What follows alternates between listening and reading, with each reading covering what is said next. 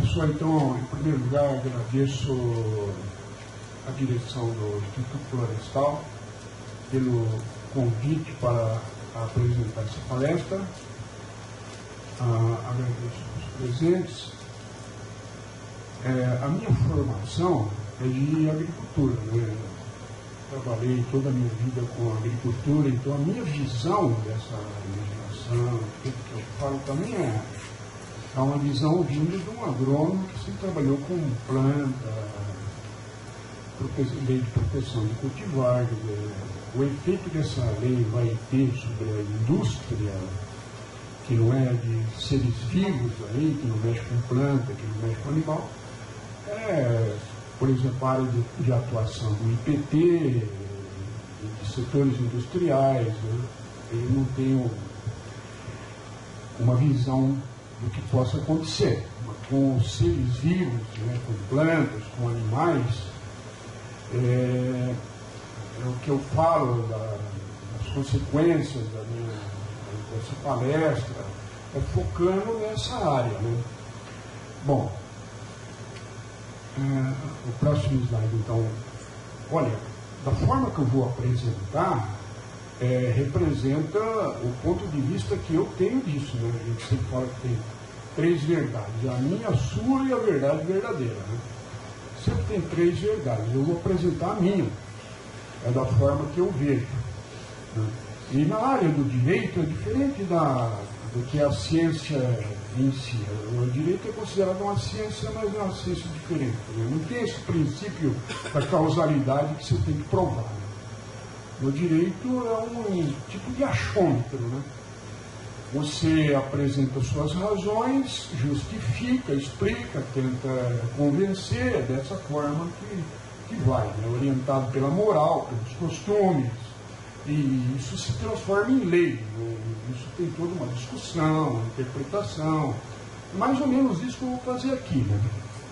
Bom, na minha visão, essa legislação que aconteceu, ela é consequência de um processo que já vem em andamento da década de 60, 70, 80, né? Ela não é um fato isolado, né?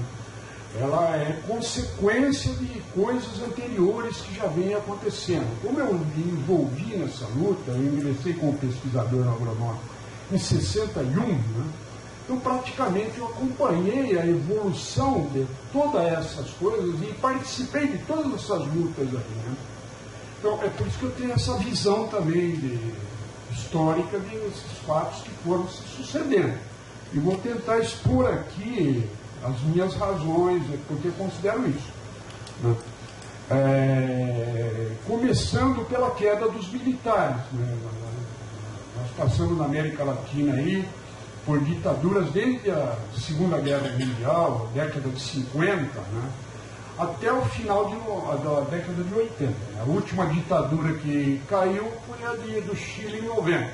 No Brasil terminou em 85. Então, da década de 50, começou a nossa regime militar em 64, foi até 85. Então, esses regimes militares caíram em toda a América Latina, né? Foram encadeados assim. Então, isso tem alguma ligação com essa lei atual? Na minha visão tem. É total a ligação. Por quê? Porque o regime militar em 1971, ele excluiu o Brasil da área patentária em medicamentos, alimentos e produtos químicos. Então, se essa postura continuasse governando o Brasil, essa lei seria inviável, porque a finalidade justamente é se apropriar do conhecimento através de patente, de leis, né, que permitam a privatização desse conhecimento. E no regime militar isso seria impossível, porque não tinha patente de medicamento, não tinha patente de produto químico, não tinha patente de alimento, de arroz, feijão, isso era impossível patentear, se apropriar. Não tinha lei de proteção de cultivar. E quando tentaram instalar aqui, como instalaram na Argentina, fazia a lei de proteção de cultivar na década de 70, nós organizamos um movimento, nós que eu digo, os agrônomos, a Associação de Engenheiros e Agrônomos, e isso foi vetado pelos militares. Como dizia o ministro Paulinelli, vocês foram muito eficientes na luta porque eu fui chamado a atenção e me pediram para engavetar o projeto. Então, a lei de proteção de cultivar foi instalada na Argentina, mas não foi no Brasil. Então, toda essa progressão, então, na minha visão, os militares não saíram por acaso. Eles saíram porque eles se opuseram ao desmonte do Estado, que ao invés de desmontar e privatizar empresas, eles construíram mais empresas, por exemplo, a Embrapa, só para citar um exemplo, né, entre tantas, e se opuseram à propriedade intelectual e ostensivamente, porque em geral eu não estou fazendo defesa do regime militar, viu? Eu uma vez fiz uma palestra dessa em Embrapa, o sujeito saiu do auditório, bravo comigo. Ele tinha sido perseguido, punido, eu não estou fazendo defesa de nenhum regime, não tem um lado político, nada. Estou só constatando um fato histórico, que eu pretendo publicar ainda, transformar isso em artigo. Eu acho que isso é importante. Resgatar essa realidade.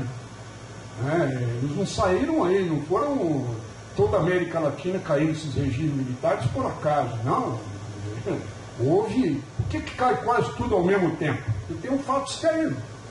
Na minha visão, o fato externo ele está se opondo a essa apropriação do conhecimento por grandes poderes do planeta. Se opor ostensivamente. Tanto que foi muito mais fácil lutar contra essa proteção de cultivares durante o regime militar do que foi agora. Agora nós não tivemos sucesso.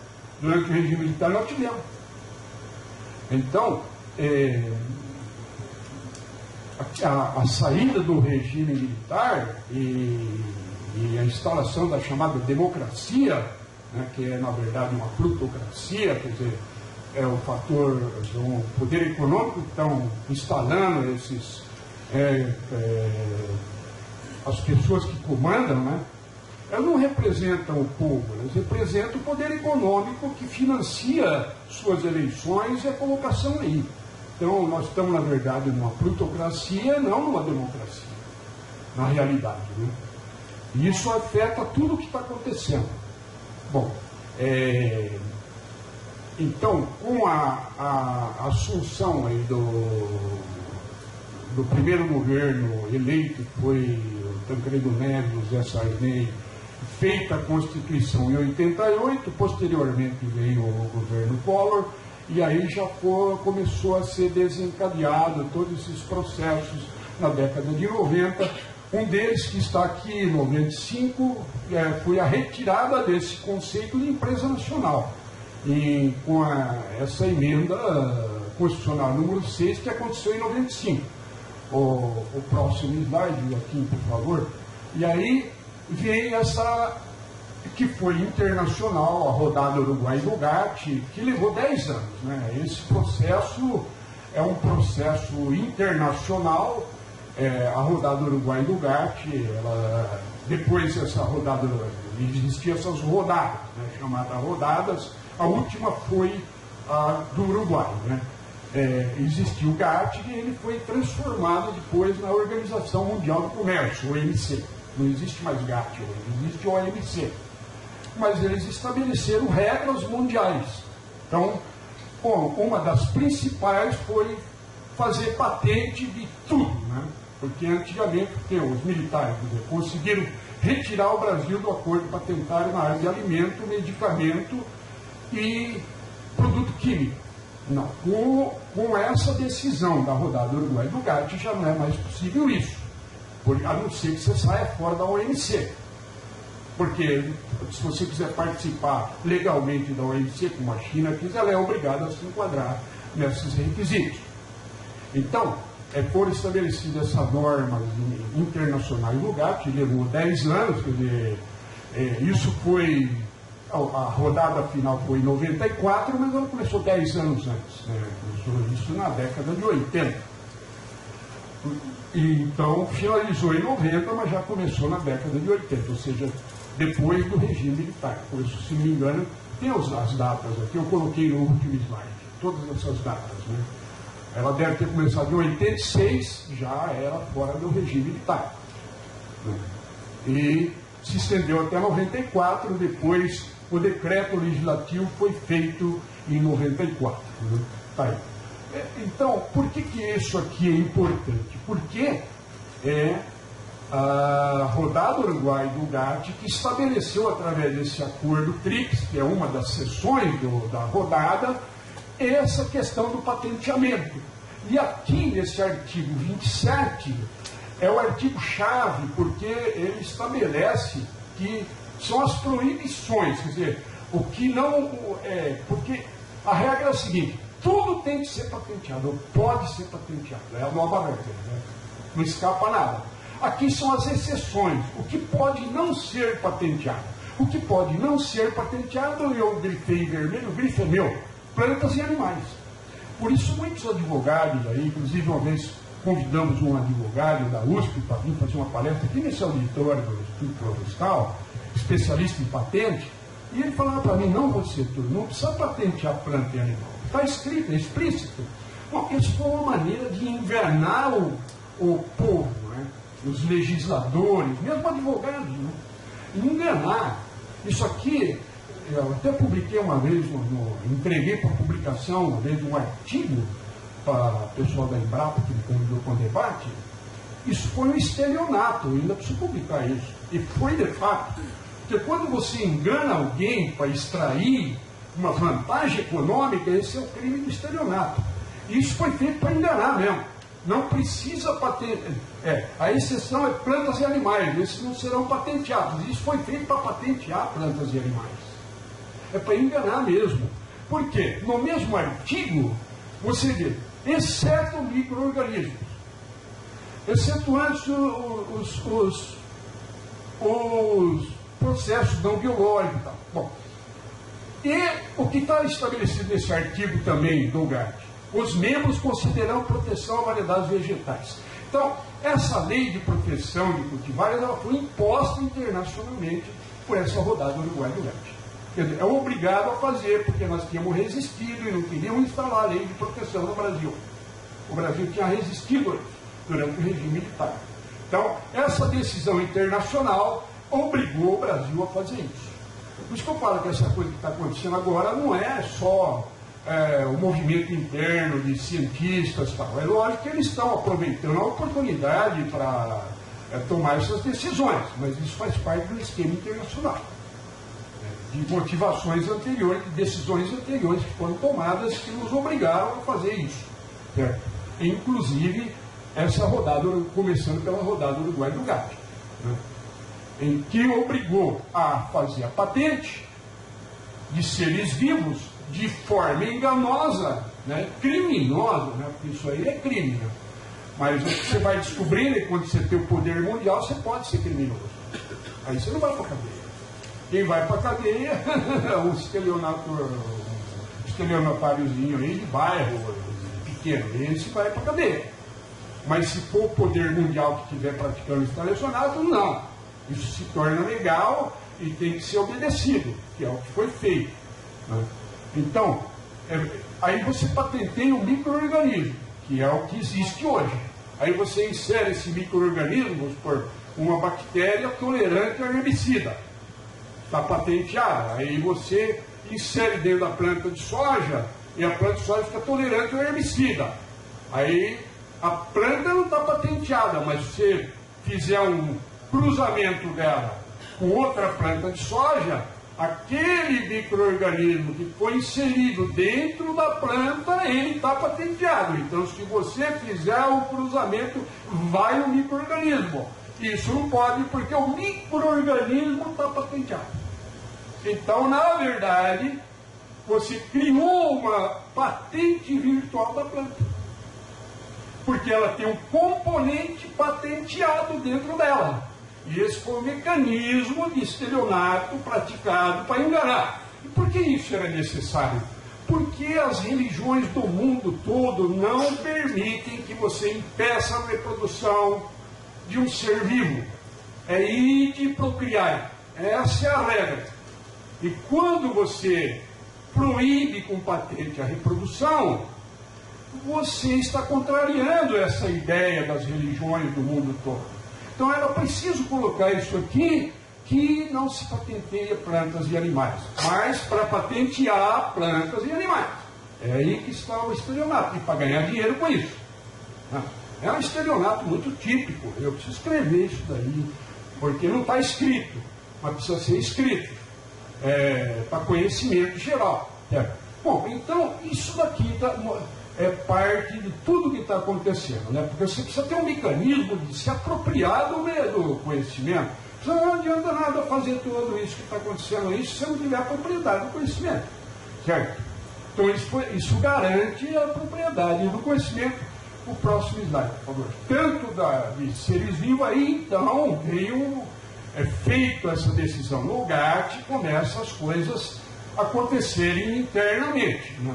Por exemplo, a primeira proposta de lei de patente, né? Ela foi inicialmente, eu estou com as datas aí, né? Começou em 91 com o governo Collor, até um pouquinho antes, né? Foi mandado para o Congresso e, na verdade, teve uns 5 anos de luta, né? Eu fiz parte desse lobby contra essas patentes, até fui intimado pela Andes a escrever um artigo de 20 páginas na revista da Andes, do tempo que nós fizemos lobby no Congresso Nacional contra essa lei de patente. Ela atravessou 3 governos para ser aprovada e sancionada. Foi a luta durante o governo Collor, depois veio Itamar, governo Itamar, depois foi sancionada, na verdade, no governo Fernando Henrique Cardoso, já em 96. E aí, reproduz o GATT, né? Você não patenteia a planta, mas patenteia micro-organismo, tá? É uma reprodução daquilo que foi estabelecido no GATT. Próximo slide. O fato é que nós temos hoje essa patente ser vivo aí. E aí, essa lei de patente, ela retirou o direito do melhorista, que é o pessoal que queria a lei de cultivar, falou, não, mas você pode usar a planta melhorada para fazer hibridação e transferir, não prejudica o progresso da ciência, porque você pode usar ela. É o chamado direito do melhorista, que está na lei de proteção de cultivar, tá? Então, o próximo slide, eu não vou entrar em detalhes, porque a lei de patente está os artigos aí, e essa lei de proteção de cultivar, ela também faz parte dessa história, porque foi obrigada a ser feita pelo GATT, né? Então ela já vem na década começou a primeira proposta em 95 e foi sancionada em 97. É interessante que ela foi sancionada depois da lei de patente, né? Normalmente, na Argentina, por exemplo, primeiro entrou a lei de cultivar, que é o normal, e depois que veio a lei de patente, né? Outra enganação que teve, essa enganação do estelionato que eu me refiro da lei de patente, ela foi tão flagrante que ela afeta diretamente a agricultura, porque ela patenteou plantas cultivadas, né? Mas isso era tão escondido que o Ministério da Agricultura não participou da discussão dessa lei. Então eu ia discutir em eventos como esse, por exemplo, tinha um debatedor da Embrapa, o debatedor da Embrapa falando de lei de cultivar e tal, né, mas tem o direito do fazendeiro, tem o direito do melhorista, pode cruzar. Eu falei, escuta, meu amigo, a lei de patente, ela está no Congresso Nacional, ela patenteia, ela proíbe tudo isso. Não, mas eu estou discutindo lei de cultivar. Escuta, você está enganado. Porque a patente está tramitando. Só que a patente não tinha passado pelo Ministério da Agricultura. Por quê? Porque não pode patentear planta e animal. Então o que o Ministério da Agricultura tem a ver com isso? E o ministro da Agricultura não é signatário da lei de patente. Por causa disso, porque o Ministério da Agricultura foi excluído. Quer dizer, essa enganação aí funcionou, até oficialmente. Então, a lei de patente foi aprovada sem assinatura e sem participação do Ministério da Agricultura. E afeta profundamente. Isso eu fiz, disse aos senadores numa audiência no Senado. Por isso que eu digo, eu participei de tudo isso. Então, a lei de proteção de cultivar permite você usar uma cultivar protegida, para fins de hibridação e melhoramento. De patente, não. Então, nós temos, no caso do Brasil, na verdade, uma dupla proteção, né? A proteção patentária e a proteção de cultivar. Duas formas de apropriação de conhecimento, certo? Bom, aí, na sequência, vem essa lei de organizações sociais.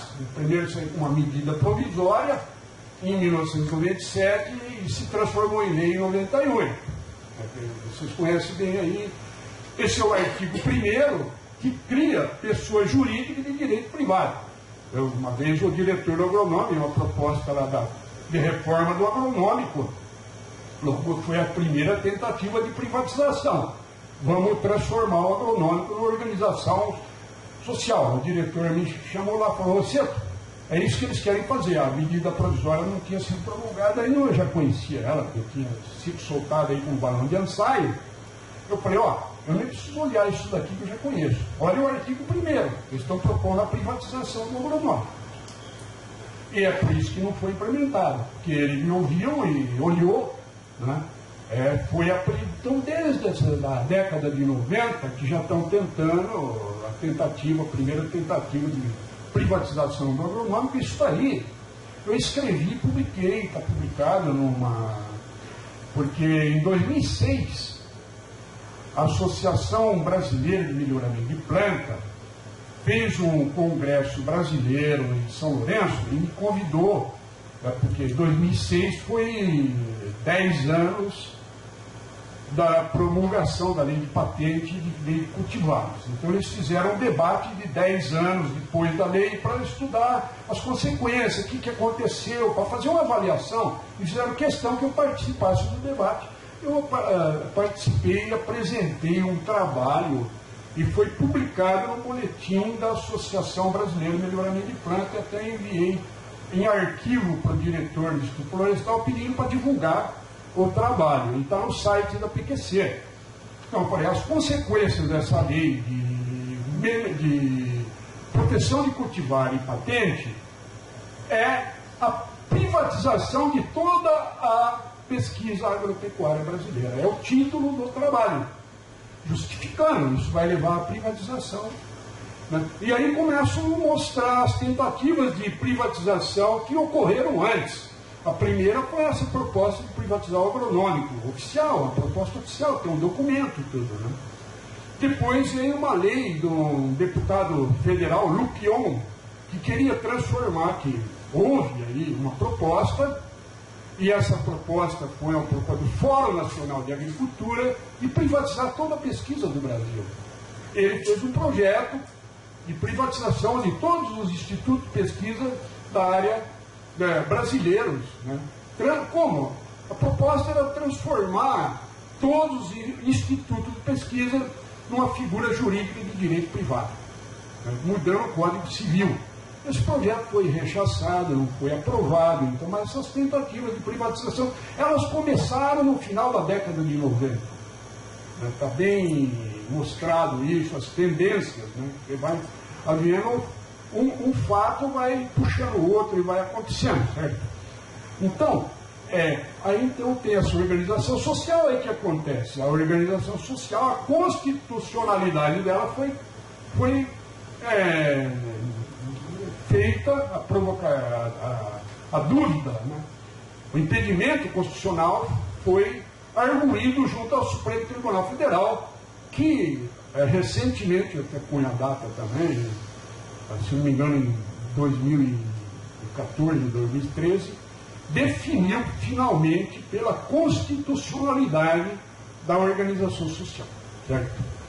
Mas ela vem de 97 e de 98 e se prolongou até recentemente, porque teve que ter uma decisão do Supremo a respeito disso, certo? Então, todo esse sequenciamento de coisas de fatos que vem acontecendo. Próximo, por favor. E aí a lei de inovação tecnológica, a primeira, já entramos aqui no novo século, né? 2004. A primeira lei é a de 2004. E como o doutor Rogério explicou, essa nova lei é interessante agora, a lei atual de inovação, que acabou de ser sancionada aí dia 11 de janeiro, é uma lei interessante, uma lei complexa, muito complexa, porque ela é uma coisa interessante, é que ela não revoga nenhuma lei, porque normalmente você lê uma lei, no final está escrito, revoga essas disposições em contrário. Essa não, ela não revoga nada. Ela não revoga nenhuma lei.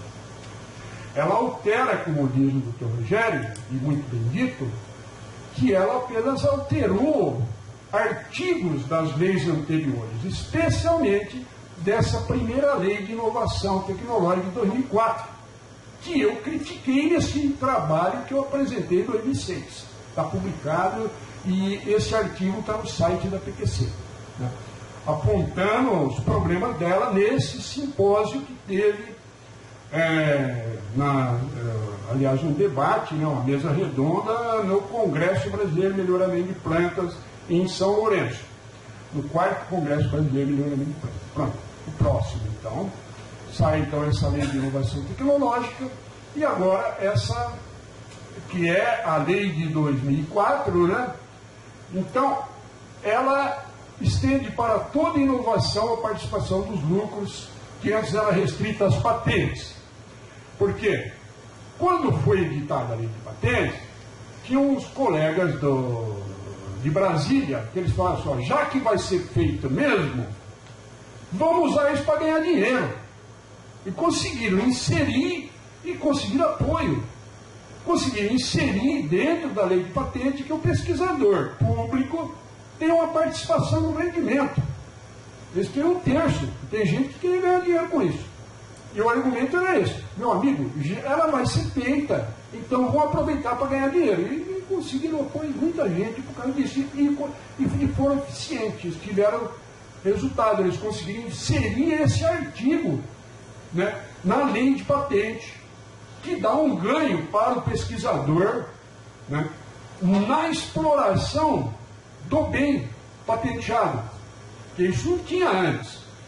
E isso foi transferido para a lei de inovação em 2004, inserido esse artigo que assegura ao pesquisador de 5% até 1/3 no ganho que der essa proteção ou patente, que seja o que for, essa propriedade, né? E isso, na minha opinião, é que estimula essa comunidade acadêmica a ser favorável a isso, porque existe uma chance de aumentar o seu rendimento do pesquisador, isso sem dúvida nenhuma. Eu acho que essa legislação, do ponto de vista pessoal, ela é interessante para o pesquisador, né? Nós tínhamos, por exemplo, um pesquisador do agronômico que não se conformava dele não ganhar dinheiro com as cultivares que ele fazia. Ele não se conformava com isso. Ele ficava revoltado de não ter esse... Não. Eu entendo isso daí, não estou criticando, não. Estou falando, só expondo como é a coisa, como ela acontece, da minha visão, né? Então, isso daqui não está revogado, porque a nova lei, ela não mexeu nisso daí. Então isso aí continua válido. Quer dizer, um dos artigos que não foram alterados é esse artigo 13 da lei de 2004. Ele continua vigente. O próximo slide. E aí vem, então, também, começa a ter, isso eu não coloquei no cronograma que eu pus no final, essas leis de incentivos, né? Essa daqui, se não me falha a memória, é a lei do bem, né? A chamada lei do bem, que eu chamo de lei do mal. Eu falei isso no congresso lá em Salvador, para mim não é lei do bem, é lei do mal. Porque... Bom, e aí começa a vir então essas leis de incentivo fiscal, de renúncia fiscal. No fim, todo esse dinheiro que está sendo investido e colocado aí, na minha visão, 90% é dinheiro público. Quer dizer, a empresa está pondo dinheiro, mas não é dinheiro dela privado, não. É renúncia fiscal, é dinheiro público que está sendo colocado. A maioria. Então, essas legislações que tratam desses incentivos à inovação, que estão na própria lei de inovação. Se eu ler a primeira lei de inovação, ela obriga o governo, dentro de um ano, a editar a lei dando incentivos para que recursos fossem canalizados para investimentos em ciência e tecnologia. Então está previsto na própria lei de inovação. E foram acontecendo mesmo. Agora, inclusive, tem um novo projeto tramitando no Congresso Nacional, né, sobre isso daí. Né? O colega nosso lá queria que aquilo fosse feito para a gente, mas é para essa finalidade. Isso tudo continua acontecendo. Né? O próximo slide. E aí vem a nova lei. Não, peraí. Aqui é um ponto-chave. Né? Que essa é um ponto crítico com o qual eu não concordei, já apontei isso, esse slide, inclusive, aqui, é que eu apresentei no Congresso da Associação Brasileira de Melhoramento de Plantas, em São Lourenço, né, apontando a inconstitucionalidade da Lei de Inovação de 2004.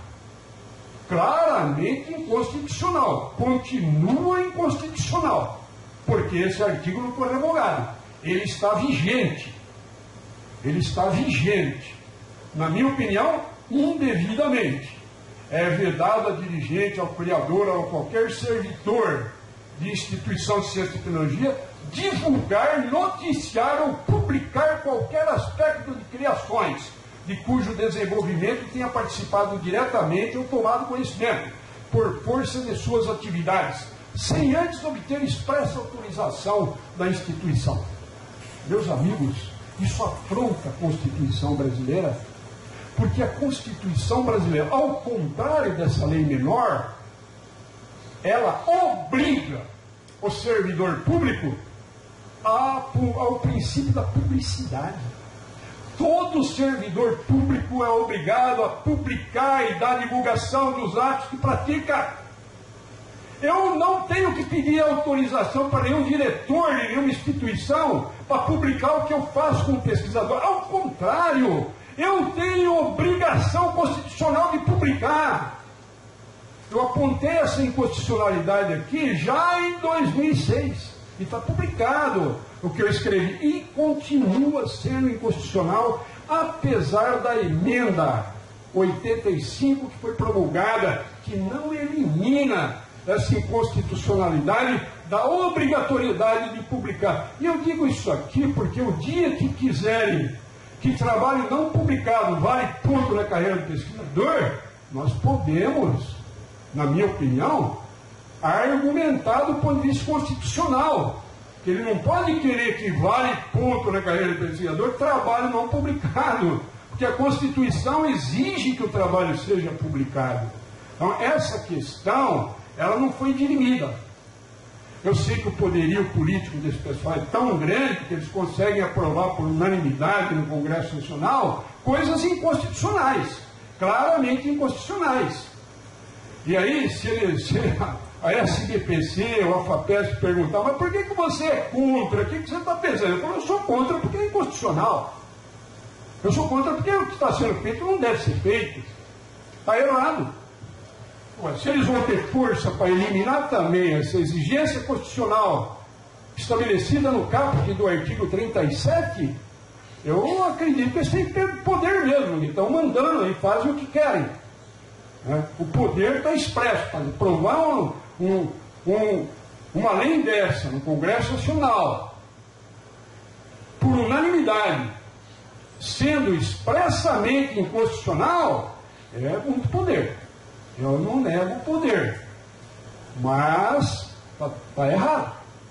Está errado, e assim que houver possibilidade de contestar isso, isso vai ser contestado. Bom, o próximo slide. Aí, veja bem, esse é o artigo 37 da Constituição Federal. E esse é um slide que eu apresentei lá em 2006 também, na reunião no Congresso Brasileiro de Melhoramento de Plantas.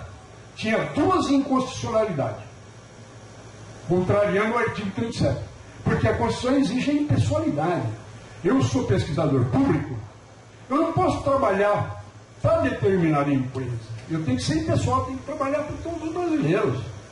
Eu trabalho para todos, eu estou fazendo um trabalho para você. Não é proibido. Só que o trabalho que eu estou fazendo para você, eu vou publicar, para que todos se beneficiem deles. Eu posso receber financiamento de uma empresa? Na minha visão, posso. Mas eu tenho que trabalhar para todos. Eu vou divulgar resultado. É isso daí. Aí não é pessoal. Eu não estou fazendo isso para você. Estou fazendo para você porque você me levantou o problema, eu estou resolvendo. Mas vou publicar de tal forma que todos se beneficiem. Esse é o princípio da impessoalidade. E isso eles eliminaram na emenda 85.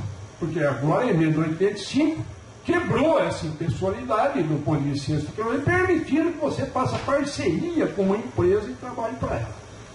Na minha visão, a impessoalidade foi quebrada, mas a publicidade não.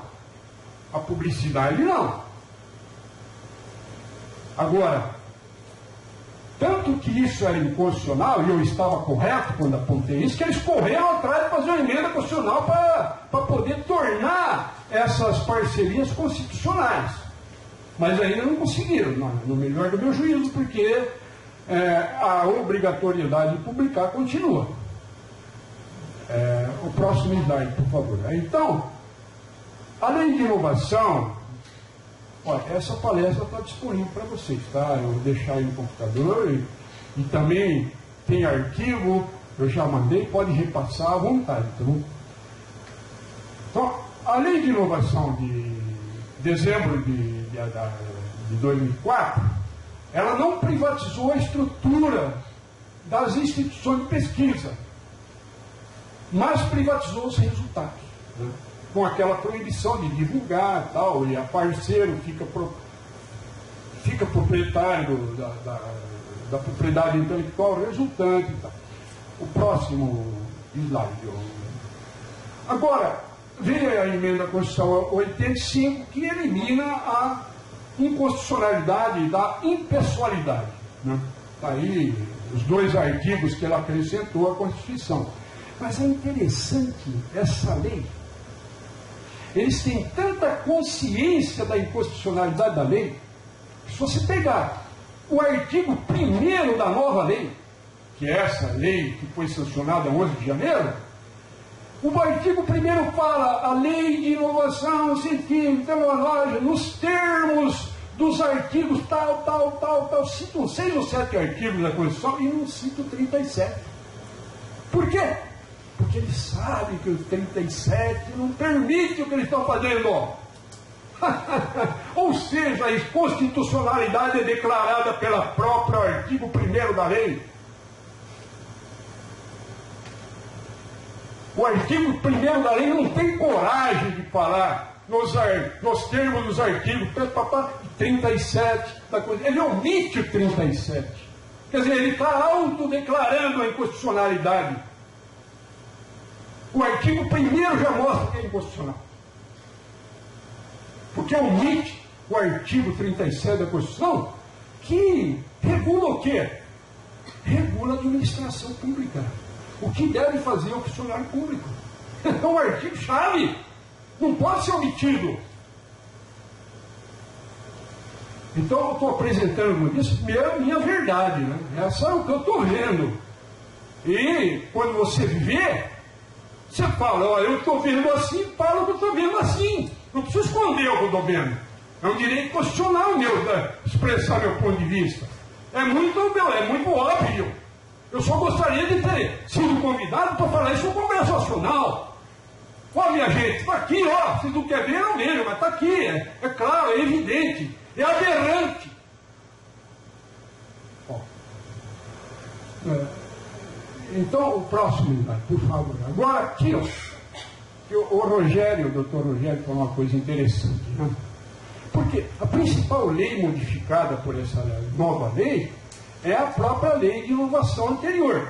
Então, e é verdade. Então você pega, por exemplo, a lei anterior, ela está em azul.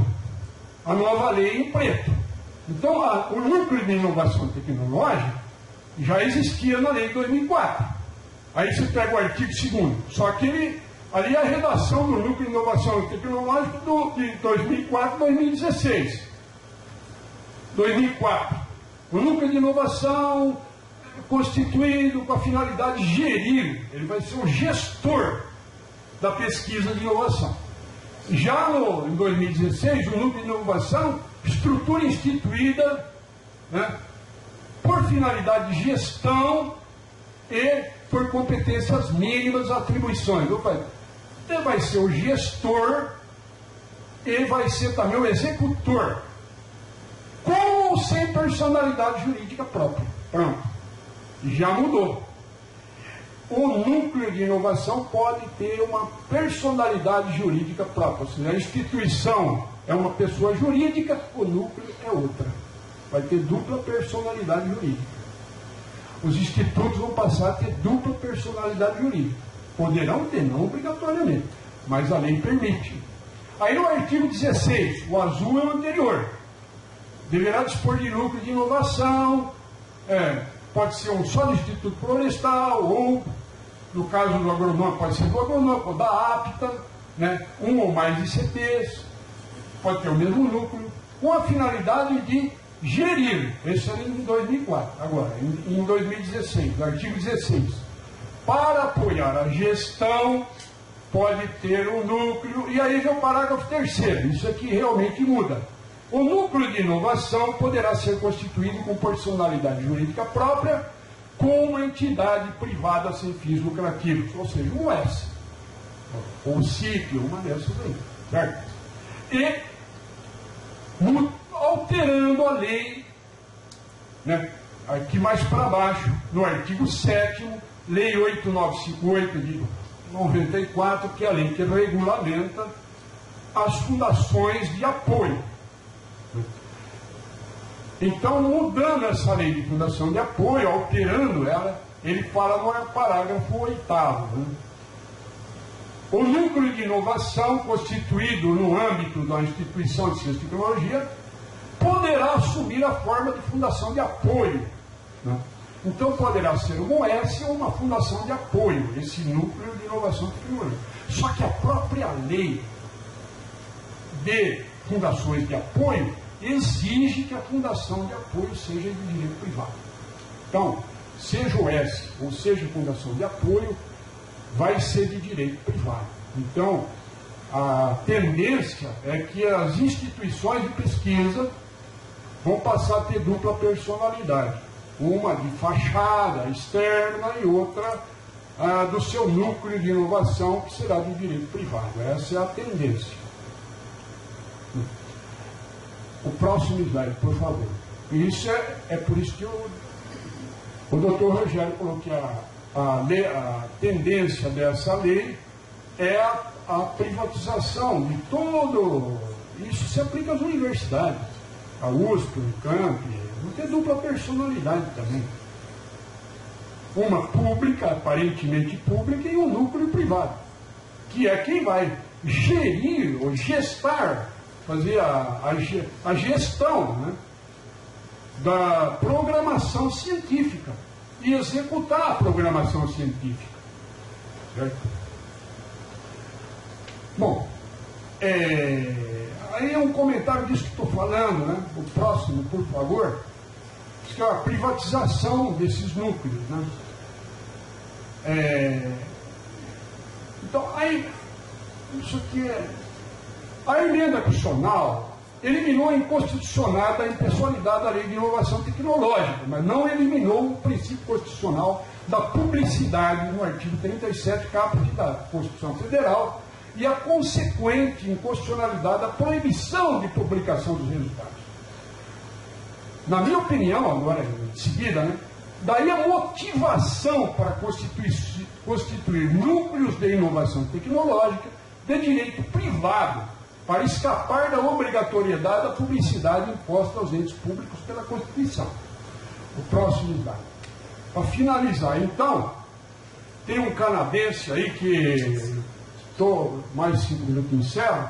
Tem um canadense que na década de 70, quando veio a tentativa de implantar a lei de proteção de cultivar no Brasil, ele andou por aqui fazendo algumas palestras, andei participando com ele, é o Pat Roy Mooney, que tinha escrito esse livro, né?